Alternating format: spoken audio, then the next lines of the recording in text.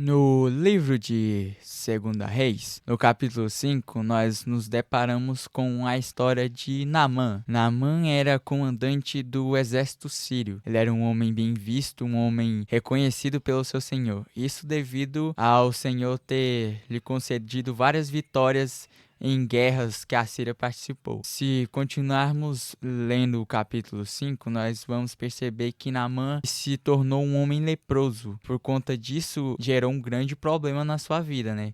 Por conta que a lepra era uma doença vista como algo imundo no Velho Testamento, no Novo também, porque ela não havia cura e era uma doença contagiosa. Nessa condição, Naamã, ele tinha tudo, né? Ele tinha dinheiro, tinha um bom posto, era bem reconhecido, um homem de boa fama, mas ele tinha lepra.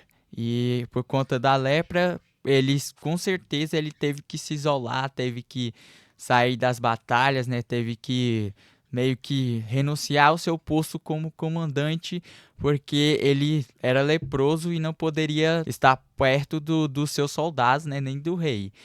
E no decorrer da história, nós percebemos que a Síria, tiveram uma batalha com Israel e trouxeram uma menina do reino de Israel para a Síria. E essa menina, ela conta à esposa de Naamã sobre o profeta Eliseu, que em Israel havia um profeta chamado Eliseu e que esse homem era um homem grandemente usado pelo Senhor e que ele poderia curar Naamã. E por conta disso, Naamã, ele ali vai até o seu rei, né, o rei da Síria, e pede ao seu rei uma carta, permissão para poder ir até o reino de Israel se apresentar ao profeta, né? Ele chega ao reino de Israel e ali ele fala com o rei de Israel. E o rei ali, ele teme e fica com medo.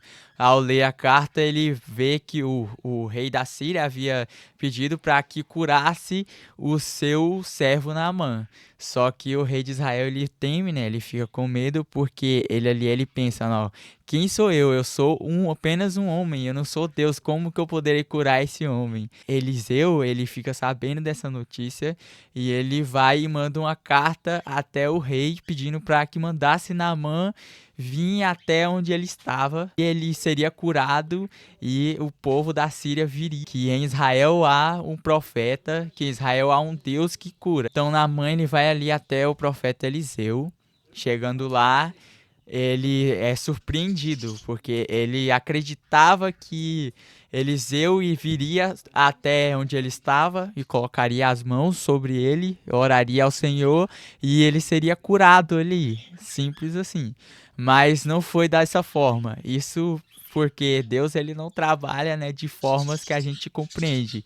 Muitas vezes o Senhor, ele faz coisas que a gente não entende, mas basta a gente confiar nele que ele é fiel para cumprir. E ali Naamã, ele é surpreendido, né? Ele chega até onde Eliseu morava e Eliseu manda o seu servo ir até ele e falar para ele ir até o Jordão e mergulhar 7 vezes no Jordão. Então, Naamã, ele vai e acha ruim, né? Ele fala, não, há tantos outros lagos melhores do que o Rio Jordão, por que que o Eliseu logo pede para mim mergulhar logo nesse rio? Porque o Rio Jordão não era um rio tão limpo, não era um rio, era um rio meio lamacento, né? Então Naamã ali, ele achou meio difícil. Só que graças a um dos seus servos, né? Ele fala, ô Senhor, se o profeta tivesse lhe pedido algo pior, algo mais difícil, o Senhor faria, não faria? Pra ser curado? Então ali Naamã, ele concorda e ele vai e mergulha 7 vezes no rio. E ali ele é curado e o Senhor cura ele de toda a lepra. Ele sai, no sétimo mergulho, ele sai limpo, completamente limpo. E essa história, se a gente parar para refletir, para meditar nessa história, a gente percebe que muitas vezes a gente não compreende o agir do Senhor, né? A gente às vezes coloca empecilhos para querer fazer as coisas da nossa forma, do nosso jeito, mas esquecemos que Deus, ele trabalha de formas diferentes, de formas que a gente não compreende. E às vezes o Senhor, ele quer fazer algo na sua vida, mas às vezes você atrapalha, você tenta fazer diferente, você duvida, você teme, tem medo e não acredita naquilo que o Senhor está fazendo. Mas o que eu aprendo aqui com Naamã é que a gente deve aceitar o agir do Senhor, né? Que a gente deve abrir o nosso coração, a gente deve compreender que nós somos servos dele e que se ele mandou a gente fazer algo, nós temos que fazer, né? O Senhor, ele é ainda o mesmo Deus, ele cura, ele salva, ele faz milagres, só basta a gente ter fé. O Senhor não cura mais, hoje nos nossos dias a gente não vê mais curas assim, mais milagres acontecendo constantemente, né?